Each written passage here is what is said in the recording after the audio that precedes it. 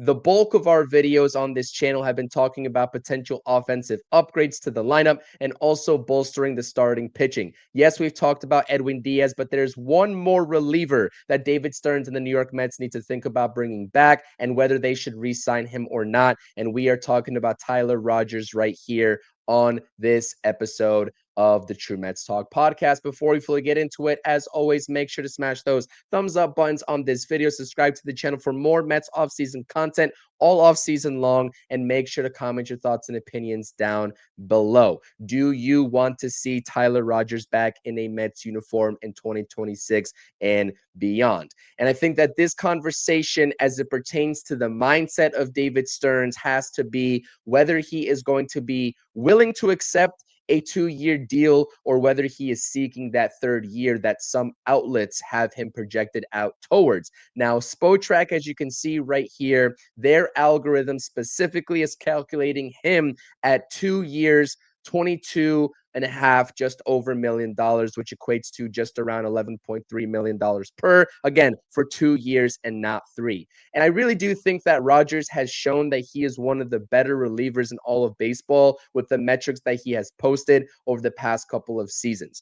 And clearly we know the history of how it came to be that Tyler Rogers was acquired by the New York Mets in this past season's trade deadline. It was a 3-for-1 deal where the Mets and David Stearns acquired Rogers to bolster this bullpen alongside Gregory Soto, Edwin Diaz, and everybody else, Ryan Helsley, etc. And wait till we talk about Ryan Helsley this offseason. But the bullpen faltered a little bit, and we know that the Mets fell short of expectations. And in the deal that brought Rogers to Queens, they sent over prospects Blade Tidwell, Drew Gilbert, and a very versatile MLB-ready arm in Jose Butto. And not that I think that David Stearns' decision should be made this offseason, whether they're re-signing Tyler Rogers or not, based off of what they gave up for him at the trade deadline.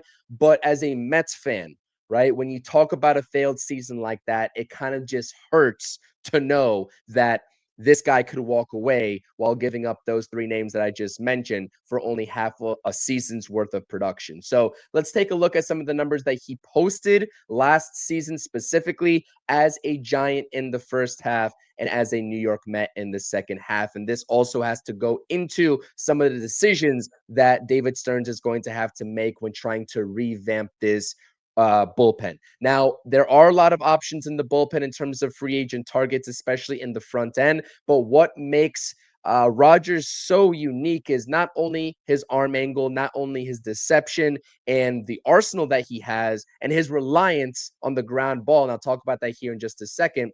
But, this is a guy that can do a lot of things in the bullpen for you and appear in a lot of different spots. He can be a staple in the 6th inning.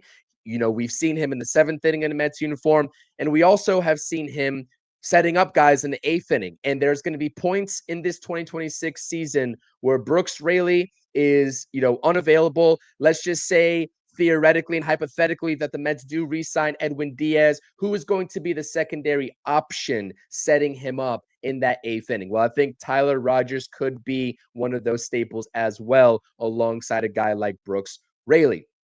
I'll skip over the market value projection. I've already talked about that. But like I said, one of the key differences here in this decision that Stearns is going to have to evaluate is what types of offers is Rogers getting? Is there a sense that he really, really is holding out for that 3-year deal? Or will he just take the 2-year deal, given some of the success that he's seen over the past handful of seasons? But it was a tale of 2 halves for Tyler Rogers, right? First half with the Giants, he was great, fantastic. You see all the metrics in green: 1.55 ERA, 193 hitters were, batting against him in the batting average category. Walks and hits per innings pitch was sub 1, and the strikeout to walk ratio is at 8.5. And everything slowly started to decline for him. And like I said, the bullpen in general just faltered for the New York Mets in the second half when they needed them to keep up that first half pace and production. 31 innings pitched as a New York Met last season. In the second half, a 2.61 ERA, which skyrocketed from 1.55 in the first half. Opposing hitters were batting 279 against him. That is a very drastic difference than the 193 that you saw in the first half. Walks and hits per innings pitch was above one, well above one, and the strikeout to walk ratio, as you can see, was basically halved at 4.7 right there. So, not that he was bad by any stretch of the imagination. He still was one of the better relief options that Carlos Mendoza had, but clearly he wasn't producing up to par of what he produced in the first half and what the New York Mets truly thought they were getting.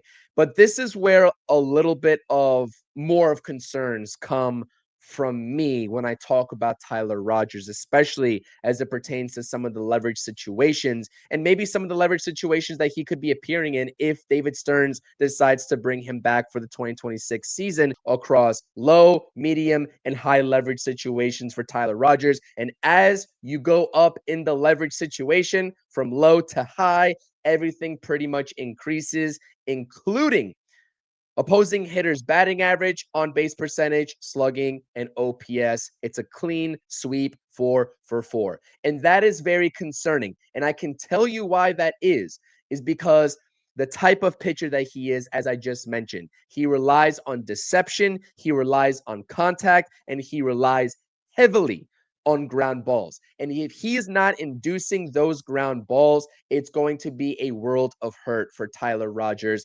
And you might as well get someone else warming up to take his place because, again, he's throwing 85 miles per hour. Yes, the arm angle is different, but opposing hitters will adjust. And those are the concerns that I have when I talk about building a bullpen. You really want those high velocity. You usually, I'll say not all the time, but you usually want to prioritize the high velocity electric arms that can get a strikeout at any time. When you have runners on base with Tyler Rogers, you need the ground ball or you're basically screwed at that point because he's not inducing any outs via the strikeout. So that's the one thing where I am a little bit wary of bringing him back. But like I said, if he is willing to take the 2-year deal, deception and his pitch style still plays in a bullpen because you need a balanced bullpen of high velocity guys and also deceptive ground ball pitchers that rely on the ground ball.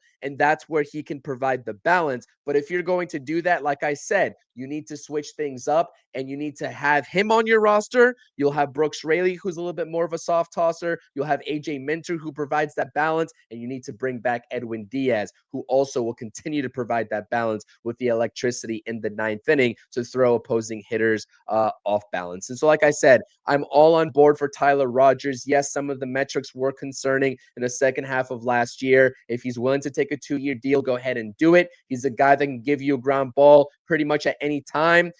But the concerns are there, like I mentioned. So, Mets fans, let me know what you think about this potential free agent re-signing for the New York Mets. Do you want Tyler Rogers back, or would you prefer to look elsewhere for a guy to take his spot and maybe provide a little bit more electricity with an arm in the front end of this bullpen? As always, I'll see you all next time on the True Mets Talk podcast. Let's go Mets. Catch you all later. Peace.